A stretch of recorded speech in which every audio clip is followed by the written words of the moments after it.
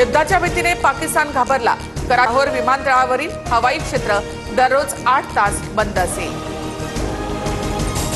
जर्मनीच्या बर्लिनमध्ये मोर्चा। जर्मनीतील भारतीय वंशाच्या लोकांकडून पहलगाम हल्ल्याचा निषेध। लाडकी बहीण योजनेसाठी सामाजिक न्याय विभागातून 425 कोटींचा निधी वळवला। आवश्यकता नसल्यास खातं बंद केलं तरी चालेल। निधीवरून मंत्री संजय शिरसाट यांचा संताप। पुण्यामध्ये शरद पवार आणि गौतम अदानी यांच्यामध्ये जवळपास 2 तास बैठक। सायन्स अँड टेक्नॉलॉजी पार्क प्रकल्पावर चर्चा। सूत्रांची माहिती। शिर्डीमधील साईबाबा संस्थानाला धमकीचा मेल। साई मंदिर बॉम्बनं उडवण्याची धमकी। धमकीच्या मेलनंतर पोलीस यंत्रणा अलर्टवर। आणि पारडी परिसरात गारांसह जोरदार पाऊस। नागरिकांची तारांबळ। तर उद्या पूर्व विदर्भातील काही भागात वादळी वाऱ्यासह गारपिटीचा अंदाज।